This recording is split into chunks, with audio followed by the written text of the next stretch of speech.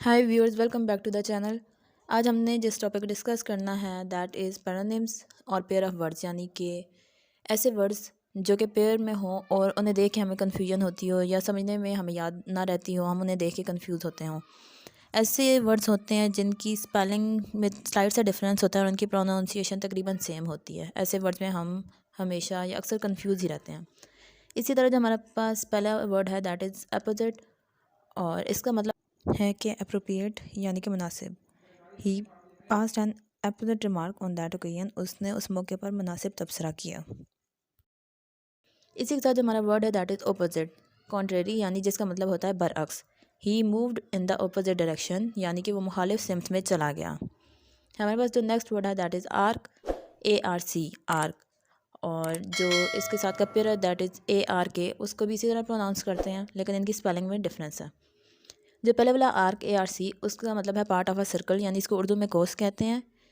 और इसकी एग्जांपल देखिए, draw the arc of a circle having radius of inches, दायरे का कोस बनाएं जिसका रेडियस 1 इंच हो।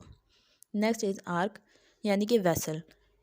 इसको आप कश्ती भी कह सकते हैं, यानी कि इसका सेंटेंस देखिए, you must have heard about Noah's ark, यानी कि आपने नूह की कश्ती के बारे में सुनना होगा।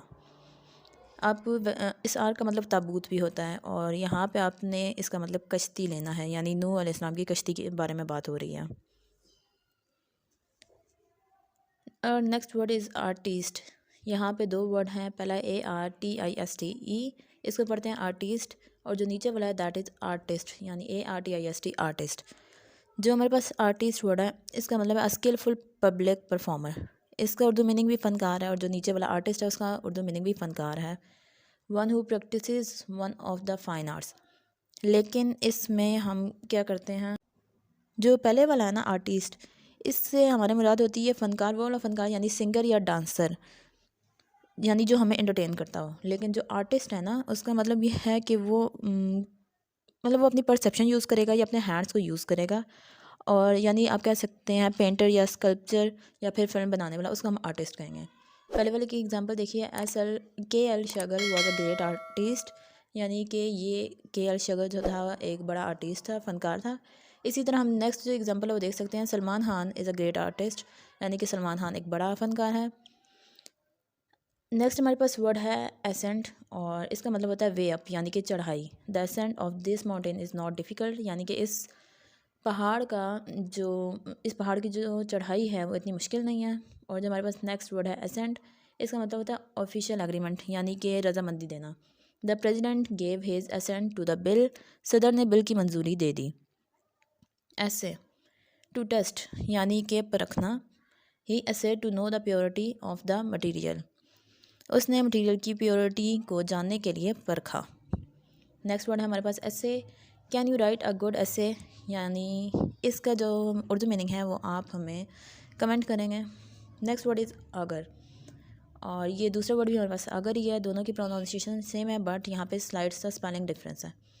जो पहले वाला अगर है इसका मतलब है कारपेंटर्स टूल, यानी जो बढ़ाई होता है कारपेंटर, वो जो टूल्स यूज़ करता है उनमें से एक टूल का नाम है आगर, और ये सुराख करने के लिए यूज़ होता है। Carpenter bored a hole with auger, यानी बढ़ाई ने बर्मा से सुराख किया। नेक्स्ट वर्ड है augur. Be a sign of, आप इसको ऐसे कह सकते हैं जैसे पेशन गोई करना। इसकी एग्जांपल देखिए, the success of our prime minister augurs well, यानी कि हमारे वज़ीर आज़म की कामयाबी अच्छे की पेशन गोई है। बेल मीन सिक्योरिटी, यानी कि ज़मानत। All the accused were released on bail, तमाम मुलज़मान को ज़मानत पर रिहा कर दिया गया। जो हमारे पास सेकंड बेल है दैट इज़ BALE, और इसका मतलब होता है बंडल, यानी कि गठरी। He is carrying a bale of cotton, वो रुई की गठरी उठाए हुए है। और next word is bare means uncovered, यानी कि नंगा। They are running around with the bare feet, यानी कि वो नंगे पाँव भाग रहे हैं। इसके बाद जो हमारे पास बेयर है उसका मतलब है टू पुट अप विद, यानी कि बर्दाश्त करना। I can't bear this insult, मैं ये तौहीन बर्दाश्त नहीं कर सकता। और जो लास्ट पे है बियर, इसका मतलब आपने हमें कमेंट करना है। आई होप आज के जो भी वर्ड्स थे, जो भी पेयर ऑफ वर्ड्स थे, आपको समझ आए होंगे। इसी तरह मज़ीद इंफॉर्मेटिव वीडियोज़ देखने के लिए चैनल को सब्सक्राइब कर दीजिए। Thank you.